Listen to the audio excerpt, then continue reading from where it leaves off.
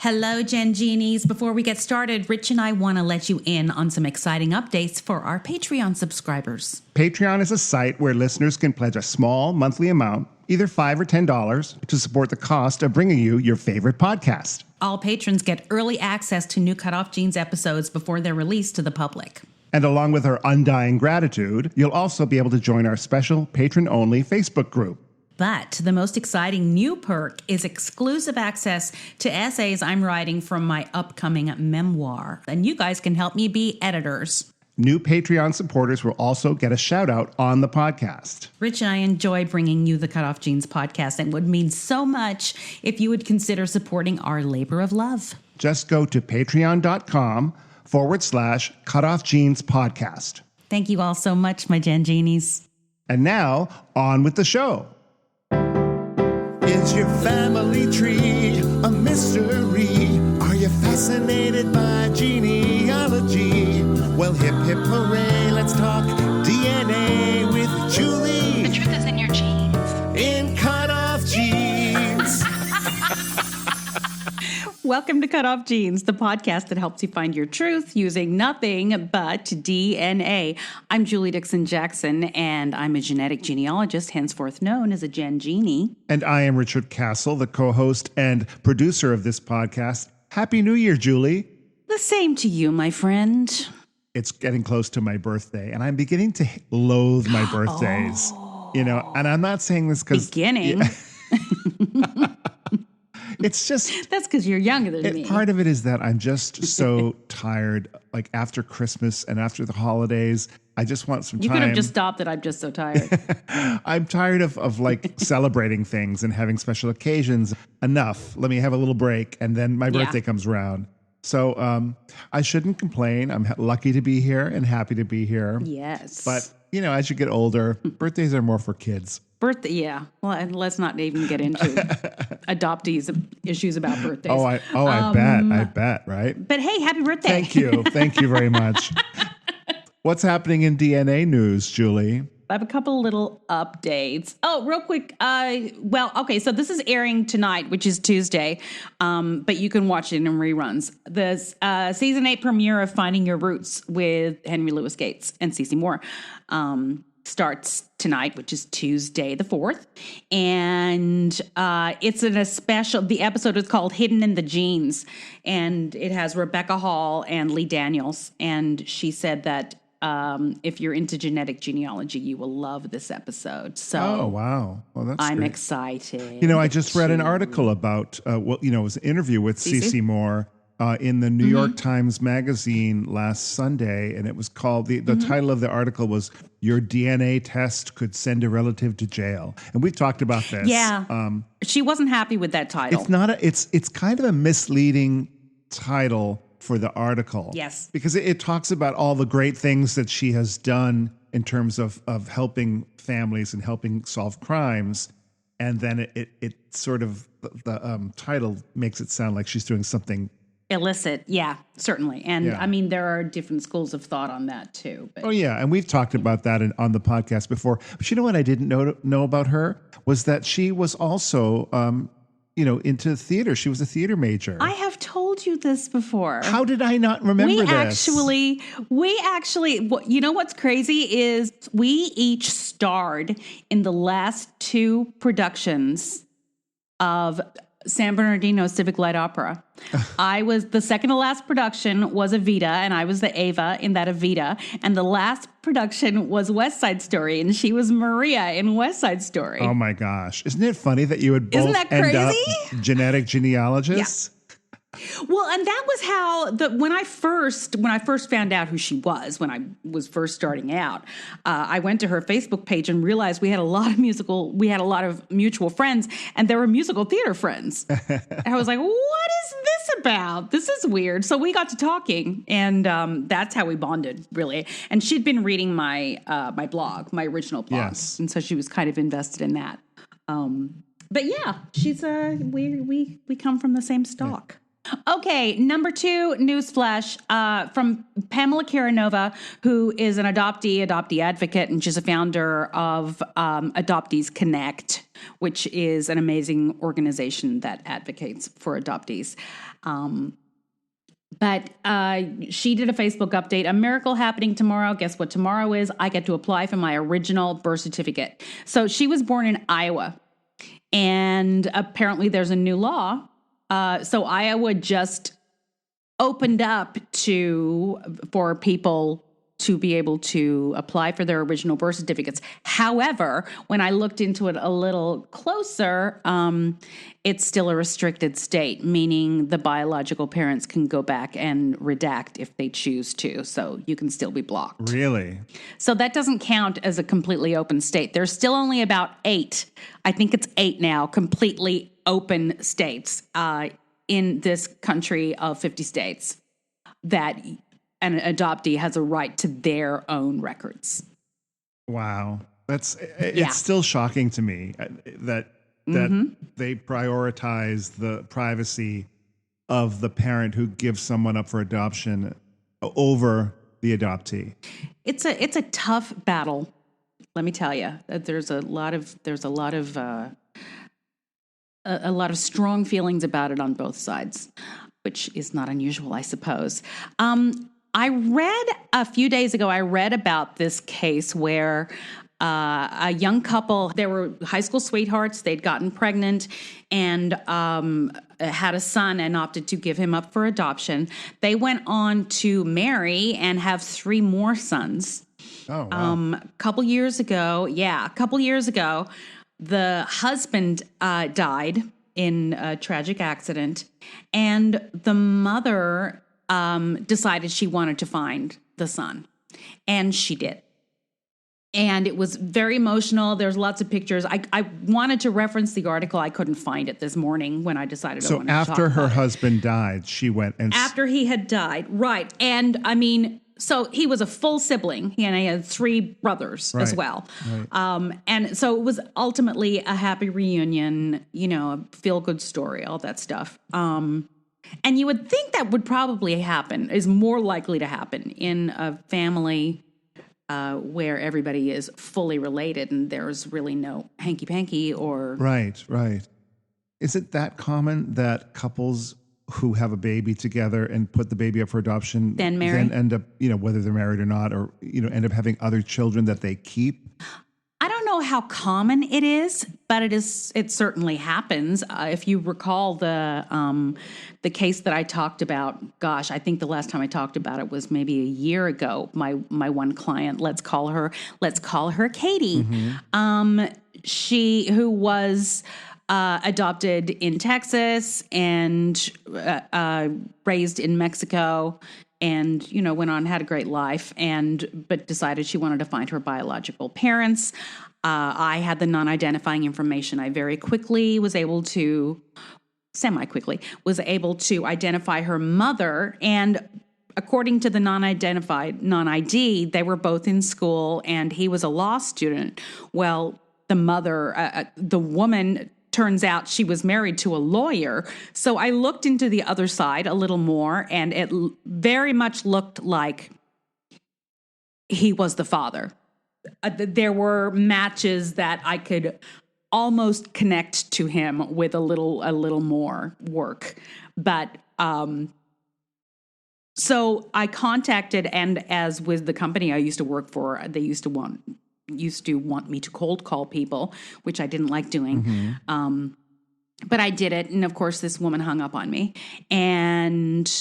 But a few weeks later, the father called me out of the blue. Uh-huh. No, I actually, after she hung up on me, I then had the client write a letter, as I do. And then I wrote a letter and we sent it and, all that. Well, so then the husband contacted me like a couple months later, I think it was, that said, yeah, we were just so shocked and blah, blah, blah.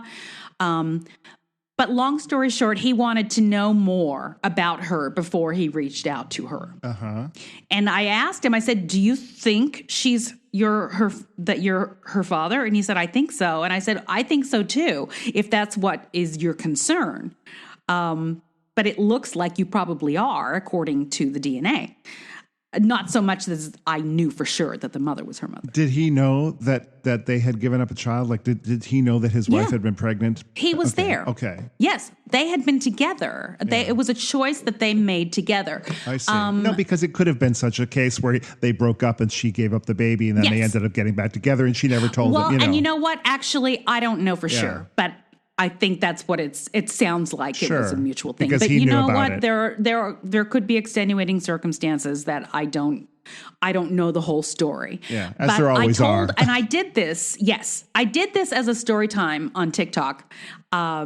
And I realized when I got to the end of it that I hadn't had an update in a year. So I really wanted to know what had happened, because he had flown out here to have lunch with me and asked me a lot of very personal questions about her that I couldn't answer because I didn't know them. Yeah. So I contacted her to do a follow-up, and she told me that, yes, they had contacted her because eventually he had said, sure, what's her number? We're ready to reach out to her. I was like, great. So I gave it to them, but then I didn't hear from her. So I contacted her and I said, do you have an update? What's going on? Are you reunited? And she said, yeah, they called me. They call like every 3 months. I talked to them. We don't talk about anything serious or very deep, and they still have not told their other children, who are her full siblings and are adults. And I can't wrap my brain around that. Wow. And the only thing that, I mean, they're going to find out. One of those adult full siblings is going to take a DNA test, or one of their children. It's going to happen. Well, if they're, they can't keep adults, the secret. Can't your former client reach out to them personally? And I told her that. But she doesn't want to make them angry, the parents angry, because she doesn't want them to think she's going behind their back. So she's giving them the benefit of the doubt, but she doesn't know if they're going to tell them. Right. And I told her to tell them that they're going to find out that I found them through DNA. Yes. So it's not going to be a secret for much longer. And there's only one scenario that I can think of that is understandable. And that is that maybe the mother was sexually assaulted, and they thought that the baby was possibly the assaulters. Oh, wow. Well, you're going out on a limb, though. There, I mean, there's no evidence or anything about that. Yeah. There's absolutely no evidence to it, but I think their reaction is so extreme. It's been 2 years. Yeah.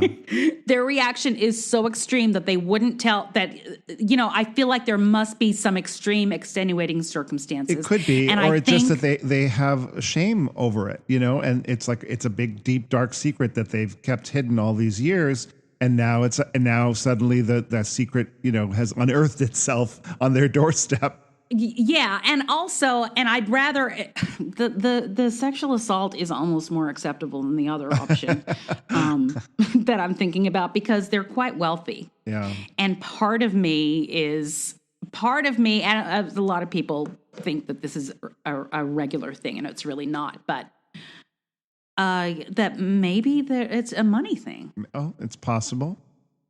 I don't know. It is interesting, and I feel like we might have talked about this, but the kind of abandonment issues that you have as an adoptee anyway. Mm-hmm. Yeah. But I can't imagine the feelings of knowing that your parents that gave you up stayed together, and had other children. Yeah. Yes. Ugh.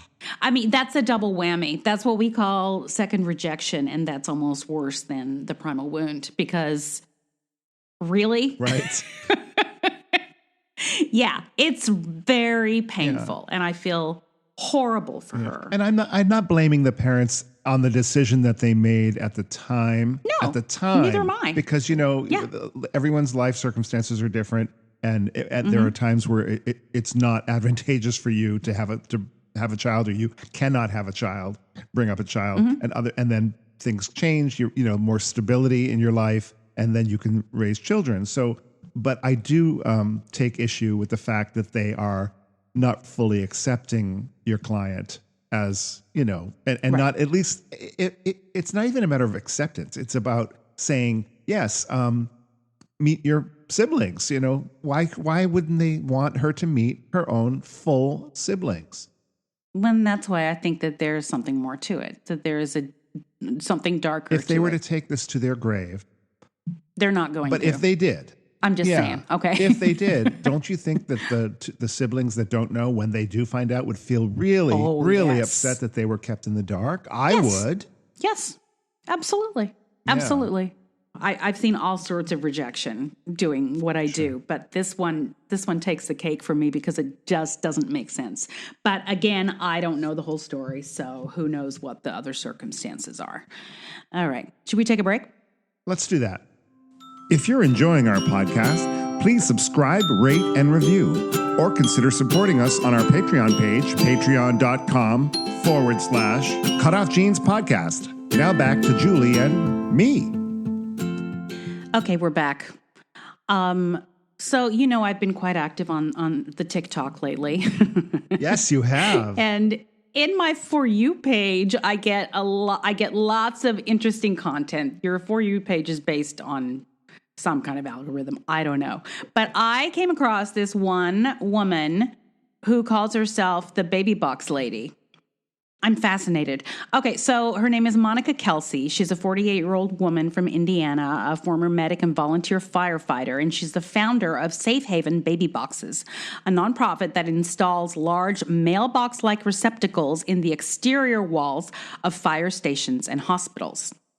They are meant to complement safe haven laws by providing a place for people to anonymously deposit unwanted infants, babies who might otherwise end up abandoned on street corners or in dumpsters. The baby boxes are padded and temperature controlled. As soon as the door to a box is opened, a silent alarm alerts first responders. The parent can place the unwanted child inside and take off before firefighters and medical personnel arrive to collect it. If the child is not surrendered at the hospital, EMS professionals bring the child to a nearby medical facility where the child receives a health assessment and any necessary medical care. From there, it is up to the State Department of Children and Family Services to find a family to take care of the baby. So since 2016, she's installed more than 90 such boxes in 5 different states, the majority Indiana, which is her home state. And during the past 5 years, there have been 13 babies placed in boxes. 13. The group also runs a 24-hour hotline, and its volunteers have helped 115 people across the U.S. surrender their newborns to firefighters and medical staff at hospitals. This isn't new. Baby boxes have a history that goes back to foundling wheels. Do you remember this? We've talked about it, I think. Foundling wheels. Wheels, revolving barrels that were installed in the sides of churches and convents during the Middle Ages, where people could leave their offspring without being seen. I don't remember us talking about foundling wheels. Okay. I would think I would remember something like that. Yeah. I thought we'd brought it up. Okay. In the 12th century, Pope Innocent III mandated that the contraption be installed in Rome after he became alarmed at the number of dead babies washing up in the Tiber River. Yeah. In recent years, they've made a comeback in many countries, notably in Germany, where they're called baby kloppen or baby hatches. Although Germany does not have safe haven laws, parents are allowed to leave their child with a third party for up to 8 weeks. A mother who leaves her infant in the baby kloppe has 8 weeks to return for the baby. If she does not return, then the baby is put up for adoption. In the U.S., the first safe haven law, also known as the Baby Moses Law, was passed in Texas in 1999 in response to a spate of abandoned infants. By 2008, similar laws had been implemented in all 50 states. These laws are not without detractors. Critics argue, for instance, that the anonymity aspect or the fact that someone can drop off a baby without identifying themselves might allow for a situation in which a baby is given away without a parent's consent. I can't imagine myself being in a situation where I would put a baby in a baby box. And it's not that I think it's wrong that the baby boxes exist. I just mean the desperation that must be involved in something like that. Well, here's the deal. Too little, too late. This is something that would have made sense in the 50s, 60s, 70s. When there was so much shame behind being pregnant and not married. There was so much shame in families to have a daughter that got pregnant out of wedlock. But the bottom line is, there are two bottom lines. How do you carry a baby to term? And I know it happens, but in general, people are going to know you're pregnant. Most of the time, yes. Yeah, and they don't have unmarried mothers' homes anymore. So where have you been the whole time you're pregnant and then can just give up a baby or put a baby in a baby box and never to be heard from again, and nobody says, hey, what happened to that baby? Right. Well, there's always tales of, the girls who are able to hide their weight, by wearing baggy clothing, that kind of thing. But honestly, that is a very low percentage. What about the stories about the girls, particularly young girls who don't really understand it, who don't know they're pregnant and suddenly give birth and they're shocked? Right. But they're not going to have the presence of mind to go find a baby box. Yeah. You know what I'm saying? Yeah, right. But also, their whole thing is, it provides anonymity. They are, once again, condoning the idea of keeping secrets and keeping the identity of this child hidden from them, because even they don't know. But what they haven't thought about is that there's no such thing as anonymity anymore because of DNA testing. Yeah, I mean, I don't know that it's not that they haven't thought about it. I mean, perhaps the woman who gives birth might not have thought about it, about that lack of anonymity. I truly believe that the impetus behind it is to save these babies' lives, because otherwise they might be I hate to say it, they might end up in a dumpster. Right. Right. True. Well, in fact, the baby box lady herself was also a foundling. And she went through, she has a book, by the way, called Blessed to Have Been Abandoned. So she found her biological mother who had abandoned her, and it turns out that she was a product of, trigger warning again, sexual assault. And so she went through this whole thing of her own identity, which is a whole other can of worms to open up when you discovered that you were a child of a result of sexual assault. Right. But that's her thinking behind it. So this has been her journey, and I don't want to knock her journey and her mission and what have you. But I just kind of feel like it's we're past that. Well, yeah, like you said, I think it probably would have been helpful if it had been around, like you said, when there was more shame involved. But even when we say that, we act as if we're all so enlightened now. And perhaps we are, and perhaps our listeners are, but not everybody is enlightened. Right. And there are places in the country and in the world where there is still a lot of shame attached, and particularly in certain religious homes where it would not be kosher to have a child out of wedlock. Right. There are such archaic beliefs that keep coming back, that keep trying to force it. You know what I mean? I feel like we've just moved on, and the conversation has become one where we listen to the voices of the people that have actually been there. And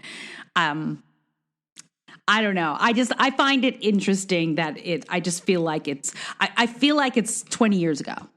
Yes. And I feel like the woman is doing what she thinks is going to save the lives of these babies. Sure. And obviously, like you said, it's not a new idea. If foundling wheels were back, when did you say that was? The Middle Ages. The Middle Ages. Oh my God. Yeah. So from foundling wheels to baby boxes, we've come a long way, babies. And scene. All right, Virginia Slim, let's take a break. Thank you for listening to CutOff Genes with Julie Dixon Jackson and Richard Castle. You can support us by going to patreon.com/CutOff Genes podcast. Now, back to the program. Okay, we're back, and it is time for part 3 of my conversation with my dear friend, Michele East. who is brilliant. So where we left off was she had met her biological mother after she had found out late in life that she was actually adopted. Now we start where I came in, where DNA became involved. Great. Let's listen in. We're here for where I come into the story, where I become involved. And Michele and I had been talking for years about our experience as adoptees. Mm-hmm. And then I started being a genetic genealogist. And it just seemed like the perfect time. And you still had not found or when did you start looking for him? So I had sort of given up. Every once in a while it would come into my mind and I would think, well, that would be interesting. I wonder where that comes from. Or I wonder why my boys have these really thick eyebrows. And like just certain things would come through and I would go, I bet that's the missing link, right? And so one day we had just, we were in process of moving back east. I think it was at like a Thanksgiving-ish kind of dinner. And they were like, we just really want to know. We're just really curious who your dad is. And this is your boys? These are my boys. Okay. And I said, okay, guys, here's the deal. If we do this, I can't do this alone. This turns your world upside down. And now I'm sort of a professional at this. I was ready, but I didn't want to face all of these identity challenges by myself. Right. And I said, it also may make you feel kind of weird. And I guess in my, I know there's a term for it when adoptees have another life, an imaginary life. So my imaginary life, my imaginary dads were a wealthy gay couple who maybe lived on the Upper West Side, who had given me several, hunter-jumper dressage horses and paid for endless amounts of ballet and took me to the theater on Sunday afternoons. Kind of like from the Tracy Ullman show. That sounds like heaven. It's heaven. Yeah. Like the two gay dads on the Tracy Ullman show. That was my vision of what I should have actually grown up with. Right. That was your ghost kingdom. That was my ghost kingdom. Yes, that is what that is referred to. I still had my ghost kingdom. Okay. I wasn't totally ready to give that up. Okay. I kind of liked having this little bit of maybe I'm really a princess. Dang it, maybe I was. Okay. So we were going to have to give that up very quickly, and it was all going to be, it was all the house of cards was going to fall very quickly. So I said, okay, fine. Let me reboot my Ancestry.com. So I did. I logged in and I had a message. Now, mind you, I have never looked for DNA donor, dear old dad. Mm-hmm. Never looked for him. Never made a play. His name was not remembered, nor, like I said, it was not even known. You had already taken the DNA test, though. I did. And nothing came up. How long before that? So maybe a couple of years, and nothing came up. Okay. So I had a message from a niece, and there was nothing on the side that she correlated with. It was a brand new tree. It was. So I had a message from a niece who was looking to see if I had medical information, and we had enough. What is the little numbers? The C something? Centimorgans. Thank you. That were high enough that we were clearly very related. It was like in the 700s.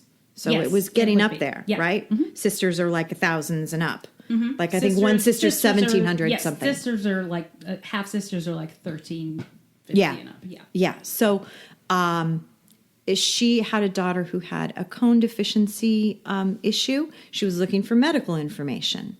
And I looked at her and I was like, there is something that happens to you when you recognize another family member. Mm-hmm.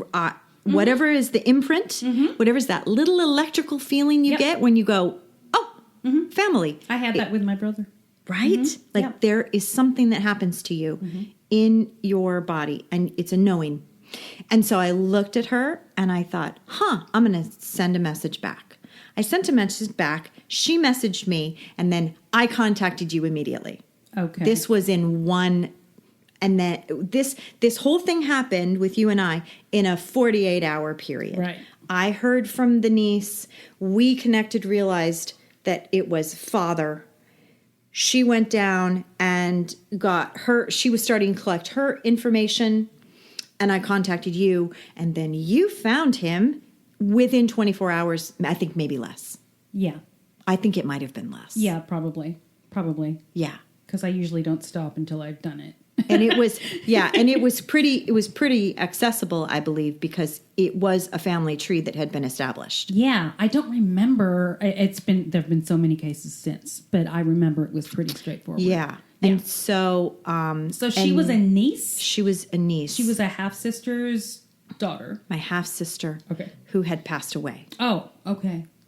So it would be, I'm now the oldest of this thing that we're about to discuss. Okay. But there was one other sister, which is her mother. Gotcha. So in finding this out, and help me, this is really hard to unravel. Mm-hmm. And this is where it starts even getting confused in my mind. Okay. This is also what sent me into therapy again for another year. Mm-hmm. Because, disclaimer, it gets a little ugly. Yeah. There's some ugly stuff that's about to come out here. Yes. So Richard, it would turn out, fathered 7 children that we know of. Mm-hmm. 2 that he raised, 5 that he didn't. Mm-hmm. I'm being really careful with my words now, and I'm not being totally true to myself by being so careful, but I also want to keep it whatever you're comfortable with. So all here's what my findings have been. Okay. All the girls were under 18. All the mothers. Mm-hmm. It's funny that I call them girls because they were girls. They were. Yeah, right? Yeah. They were all under the age of 18. Mm-hmm. I was conceived while he was still married to my sister's mother, who was also young. Gotcha. She was also under 18, and he had to marry her. And then I also have a sister born at the same hospital as I 4 months later. So there were 2 girls that were born there were 2 girls pregnant in Long Beach at the same time. Mm-hmm. And the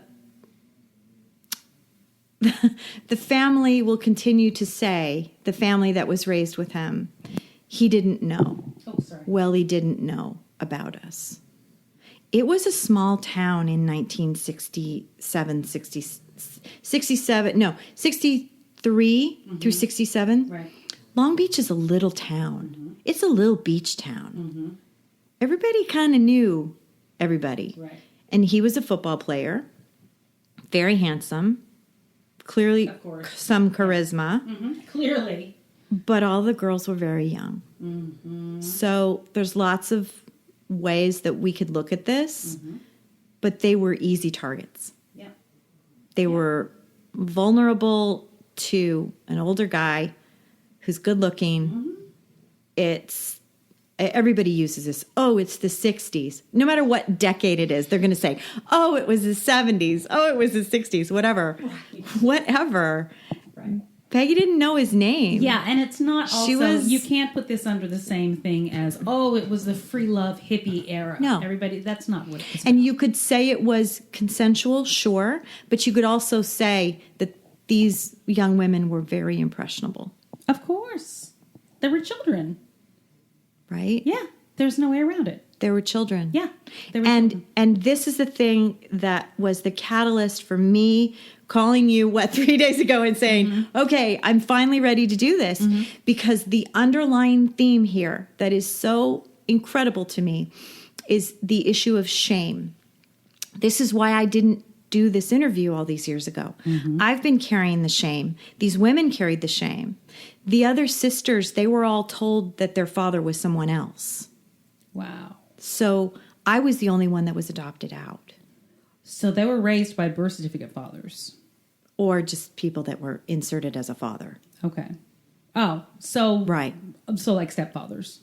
Yeah. Okay. Yeah. But they thought that they were their real They father. were and my one sister who I actually share a birthday with, well, not the same year, but we have the same birthday day. She didn't even know that wasn't her father until she went on Ancestry.com. And there was a whole There's a whole bunch of Facebook pages just for that situation. just for that situation. So it's great to have the intel. It's great to have the information. Now, how we go forward with all this information is a big thing. I still haven't met one of my sisters. She lives another rancher, another horse person. So that's kind of wonderful and cool. But the two sisters who I had already met, they met the other night at dinner. So you all met together. We all met together. Again, I went with that public place. That was my 2 cents. Yes. I was like, we're going to go like in the middle of a really busy place so that we can't have all these feelings pouring out into the middle because we don't have a facilitator. Yes. And we still have and I have a brother, but he doesn't want to meet us. Okay. And that still bugs me a lot because we're just sort of a disconnect for him. We're just sort of a name. Was he raised with a father? Yes. It's not like we want a kidney. I mean, it's great to have more options, but I don't need his money and I don't need a kidney. So they came looking for me. I just happen to know a lot. I happen to be the most experienced at this in the whole bunch. Right. So, and it's actually not that unusual for if you want to get into the male-female differential. Men in general would just rather pretend that there's nothing there. Not all men, but it's way more common for males to ignore the elephant in the room, to pretend that it's just not a thing. And that's a different kind of shame. Absolutely. Again, that through line. It has never been so obvious to me how many decisions I've made through this have been to protect someone's honor, to protect someone's privacy, and to not have to deal with people's opinions about it. The whole idea of protecting people and carrying the shame for other people. And then at some point in this entire universe of fragmented information I have about little snips and little bits and pieces from all of these ancestors and all of these people, integrating it into who I am and how I live my life and making it my story. Like, this is the recipe now. This is also, of course, it's like the book, right? But this is the recipe. So we get that. Yep. And my feelings when people want to know about this is I sort of make people earn my story now because there's a lot of good stuff in here, but also you're really exposed when you tell people these things about yourself, especially because extended family also gets very complicated. And, my intention is to never hurt anybody, but it also has affected me deeply, this information. And you also, you have to be allowed to speak your truth. Yeah. It's so important that we are not muzzled, and that because we're the ones that it happened to. Yeah. And other people's opinions or discomforts about your story can't play into it because it's not their life. The It's not look their on experience. someone's face when you've just given them information about yourself, and you know how their face changes. I know you've seen it. Even if you let a little bit out, you can just see their discomfort. Yeah. And I'm kind of tired of worrying about other people's discomfort with what I have to live. Even within my own family. Especially within your own family. Yeah. Sometimes. Yeah. I mean, not your immediate family, but I know that there are a lot of... I spoke to Megan Colhane Galbraith a few weeks ago, who wrote The Guilt of the Infant Savior, which is her, I don't know if you've read it, but it's fantastic. No, I know of it though. Yeah. But her, just from telling her story, even though she doesn't say anything negative about her adoptive family and siblings, but they are the only ones who have a problem with her writing about it. Yeah. And that's because it's turning the whole fairy tale adoption narrative on its ear, because sure, adoption is beautiful, it's also tragic. And you're someone's joy, you're someone's sorrow. Yes. You're always something for somebody else. And it's your responsibility. And there's so much pressure for us, and for us to speak about how it makes us feel, or our experience is going to make all those other people uncomfortable. Right. And that's what we have to push back And against. it's not our job to make them to make them comfortable. Right. It's not that we have to be unkind, because I think our nature is I really feel that with both of us. As adoptees, we're people pleasers. And kindness. Yes. And that's why I sometimes don't trust nice. I trust kind and prickly before I trust before I trust nice sometimes. I'm like, do you have an angle? Do you have an agenda? Mm-hmm. You want something from me? Mm-hmm. Always. Some of that's having a husband in the industry. There is one really, really wonderful thing. There's a lot of wonderful things that have come. I have a whole bunch of adorable nieces and nephews and cutie patooties and babies in the family. Like in the positive way.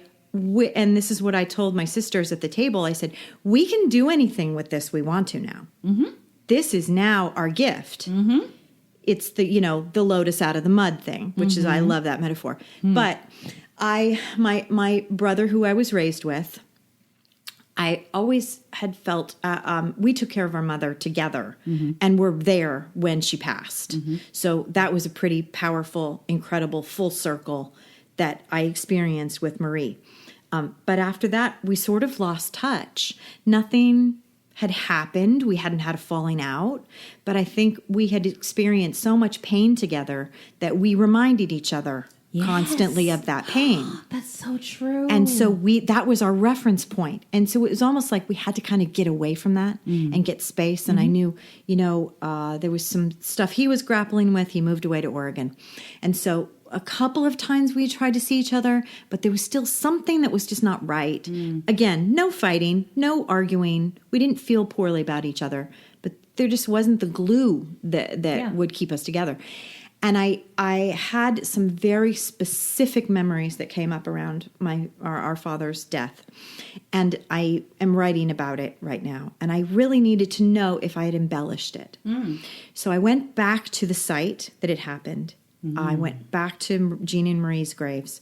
And I was blown away by how detailed the memory was, how accurate my memory was. Oh, wow. Which is the chemical reaction that you have for trauma, right? How specific and bright the memories, how vivid the smells, scents, everything, time of day. And so that I could depend on. And I have a fantastic memory anyway. It's like, I'll remember what you wore today, that kind of thing. Yep. And I said, I messaged Gary on social media, and I said, will you just have a talk with me? After that, you can kick me to the curb. I'm cool with it. I respect your privacy. I won't reveal anything you don't want me to say. I've really got to cross-reference this, and you're the only person who was there. Julie, we had a 3-hour conversation. We remembered everything to the letter down to the death certificate. Exactly the same way. Exactly. And the craziest thing, the father of, do you remember Steve Julian from KPCC? He was a morning show. Some people might remember. Well, he was a well-known Pasadena radio show host, but his father was the PD on our case. Oh. And so I was able to cross-reference and figure out how to actually get some detailed information from the Pomona PD. Oh, wow. But the fact that Gary and I remembered everything so much, and I had gotten this huge wave of empathy for him and what he had gone through being 10 years older. And I said, Gary, I must have just ruined your life. Like, here you had this nice life with this cute dog and a VW bus, and then they adopt this squalling kind of girl. What was he said? And you know what he said? He goes, oh, Michele, I loved you. And he really meant it. Like, he really said that. And it was just lovely. It was a part of this whole story that felt full circle. Yes. And I guess that's where I am today. Yep. Why I'm able to talk about this, and could probably talk about it for another 4 hours, but it feels like it's 3 chapters all together. The truth bombs have happened. Now what? It's back in my court. Right. It's now you do with it what you will. sustainable. Now all that ugliness that I had to face doesn't have to be mine. Right. So I didn't get, I didn't get the great, but I have a husband who's a great dad. I have a bunch of great uncles. Yep. I'm raising great young men. Like, the modeling is still there. Right. You don't get it all. Right. You get what you need. Right? Yeah. Anyway, Yeah. that's Oh my god. that's the full circle. Yay. Michele, thank you so much for sitting down Thank you. doing this. I've been trying to get you on the show I've forever. been hiding. You're so wonderful. Thank you for doing this for people and for extending yourselves to us in this way. It's really amazing. Thank you. All right. Thank you, Michele. Thank you so much for pouring your heart out and for everybody to listen to your insight. Thank you, Michele. All right. So, hey, we have a shout out for a new $10 Patreon subscriber. Oh, nice. I want to thank Sandy Heyer for joining and being one of our super $10 Patreons. And by the time you hear this, she will have gotten a fun little package from me. Thank you, Sandy, and thank you to all of our patrons on Patreon. We really appreciate your support. I am Richard Castle, and you could go to my website, richardcastle.com, to learn about what I do when I'm not on this podcast, or you can follow me on the Twitter or on Instagram at Castle Songs.